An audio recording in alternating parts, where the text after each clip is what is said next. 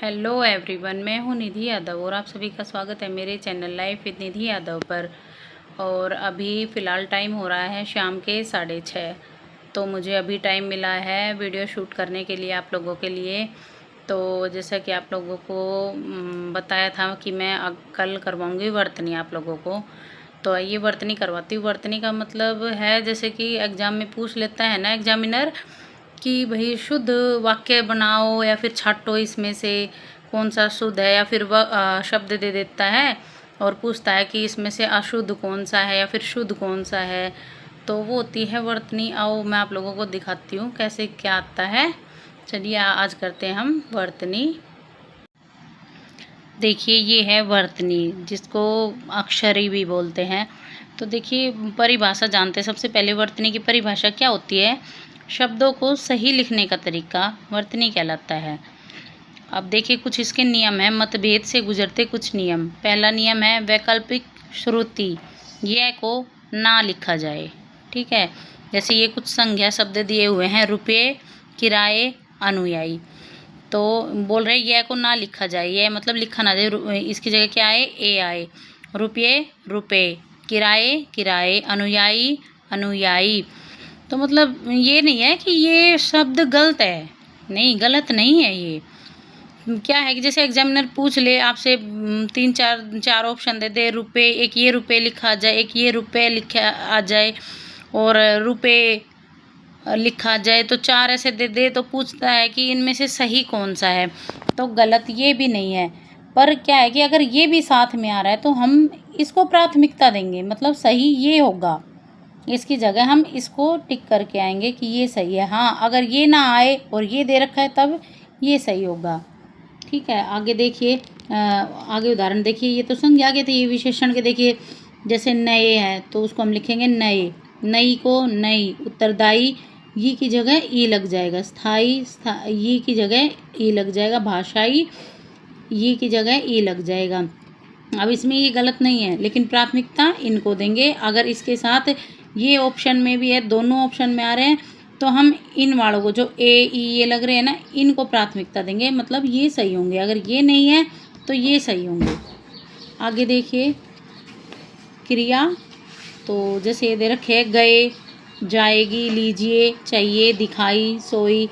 तो ये की जगह ए लगेगा और ये जाएगी, लीजिए लीजिए, चाहिए चाहिए, दिखाई दिखाई, सोई सोई। तो प्राथमिकता इनको देंगे और ये वर्ड भी सही है, ये शब्द भी सही है। ऐसे ही अव्यय जैसे के लिए, तो के लिए लिखेंगे। आइए आगे देखते हैं।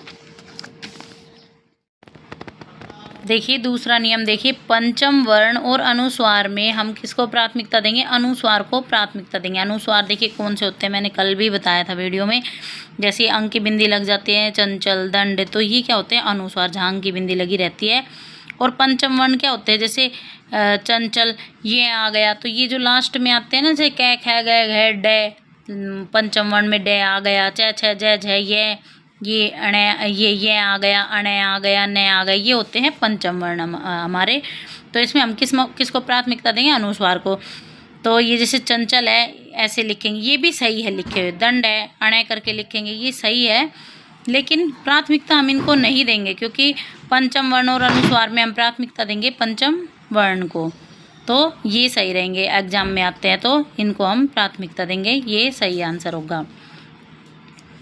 देखिए जैसे क्या एग्जाम्पल पूछ लेता है, जैसे गुरुजी ने हिंदी पढ़ाई।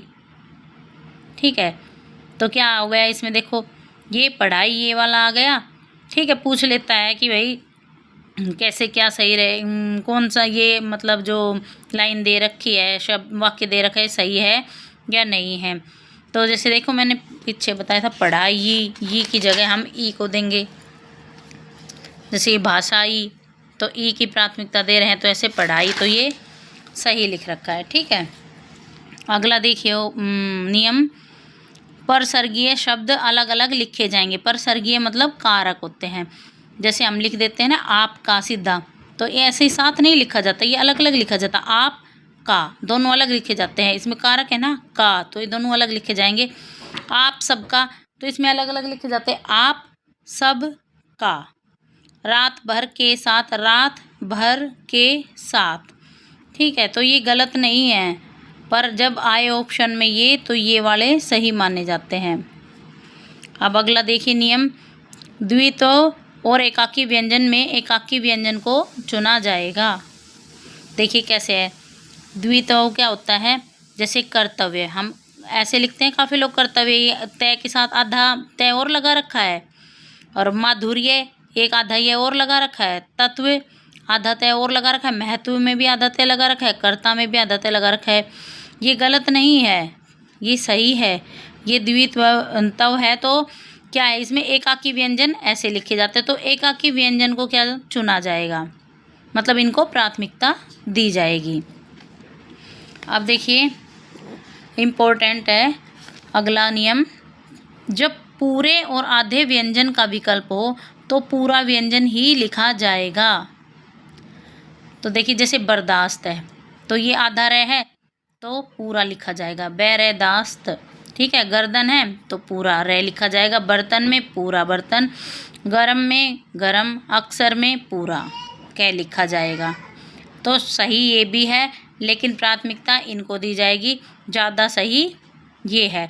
अब आप लोग बोल देंगे जैसे ये है दिल्ली, तो इसमें पूरा ले लिखा जाए, पर कुछ मीनिंग भी तो निकलना चाहिए ना। बच्चा है, इसमें पूरा लिखेंगे बचा, क्या मीनिंग निकल रहा है, कुछ मीनिंग भी तो नहीं निकल रहा ना। ठीक है, आई होप समझ गए होंगे आप लोग मेरी बात को। आज की वीडियो में हम इतना ही करेंगे, अब हम बाकी की वर्तनी बची हुई है वो कल की वीडियो में करेंगे। आप लोग पता है इनके नोट्स बना लेना, इसके बिना नोट्स तो आप लोगों को ये याद नहीं रहेंगे, क्योंकि ये लिखे जाते हैं। अगर सही तरीके से लिखेंगे, हम हाथ से लिखेंगे, तो हमें ज़्यादा याद रहता है कि कौन सा शब्द सही लिखा है, कौन सा गलत लिखा है, तो वो हमें याद रह जाता है।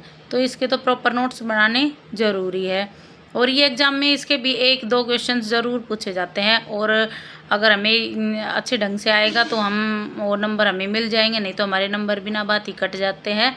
तो आप लोगों से मेरी रिक्वेस्ट है, तो प्लीज़ इसके तो नोट्स आप लोग ज़रूर बनाइए, और अगर PDF वगैरह चाहिए तो प्लीज़ मुझे कमेंट कर दीजिए, मैं आप लोगों को नोट्स प्रोवाइड करवा दूँगी प्रॉपर तरीके से, जैसे भी आप लोग बोलोगे। तो आप लोगों को मेरी वीडियो अच्छी लगती है तो प्लीज़ लाइक, शेयर, कमेंट और चैनल को सब्सक्राइब ज़रूर कीजिए, और ज़्यादा से ज़्यादा लोगों को हमारे साथ इस जर्नी में जोड़िए, ताकि वो लोग भी अपने एग्ज़ाम की तैयारी अच्छे से कर सके। Thank you.